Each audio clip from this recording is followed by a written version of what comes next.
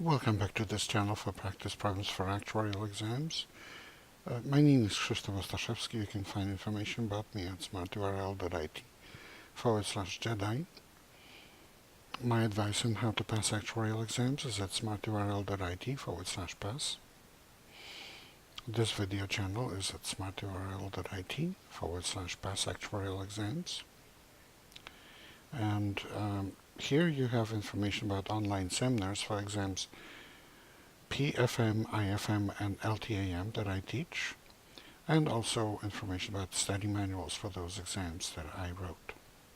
I direct the Actuarial program at Illinois State University. You can find information about it at smarturl.it/actuary.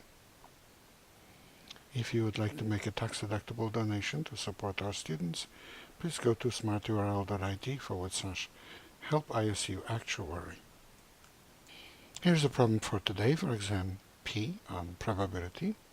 An insurance policy is written to cover a loss x, where x has density function 3/8 x squared for x between 0 and 2, and 0 otherwise. The time in hours to process a claim of size x, where x is between 0 and 2, is uniformly distributed on the interval from x to 2x. Calculate the probability that a randomly chosen claim on this policy is processed in 3 hours or more. So we have two random variables here, x and the time to process the claim, which we call t. And x has only positive probability for values between 0 and 2. Notice that 2 is indicated here in this graph. So we look at the graph of where the joint density of the two is positive, and we are told that x only happens really between 0 and 2, but t only happens between x and 2x. Therefore, the joint density is positive on the triangle indicated with dotted lines, which lies between a vertical line where x is equal to 2, and a line where t is equal to x, and another one where t is equal to 2x.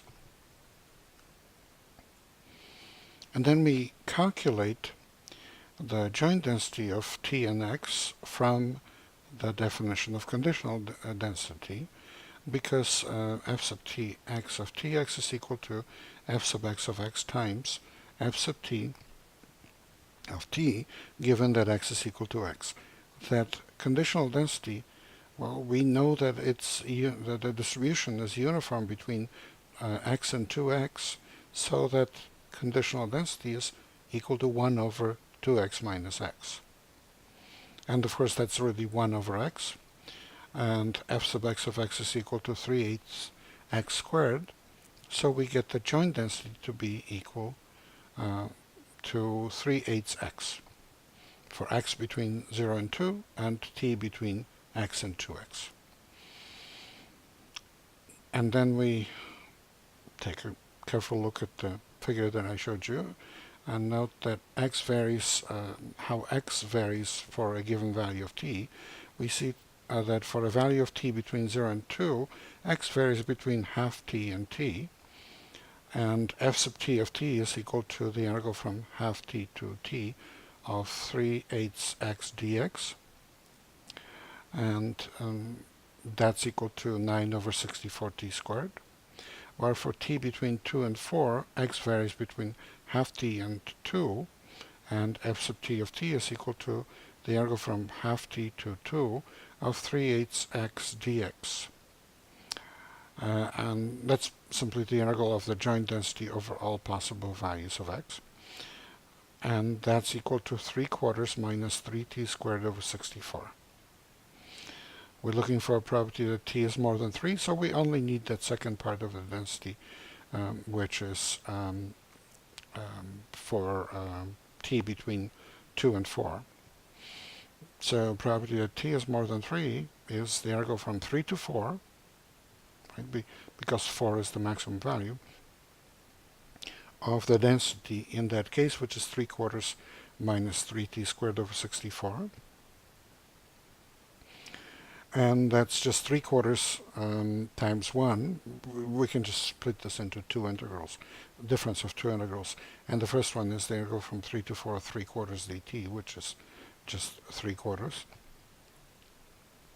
Minus, well, what's the integral of 3t squared over 64? It's t cubed over 64. And we evaluated from t equal to 3 to t equal to 4. And this becomes 3/4 minus and the quantity of 1 minus 27 over 64. And that's the same as 48 over 64 minus 37 over 64. So it's 11 over 64, or approximately 0.17, which is answer A. Please remember, this is copyrighted material. The problem itself comes from Society of Actuaries and belongs to the Society of Actuaries. The solution is mine. Good luck in your studies and good luck on the test.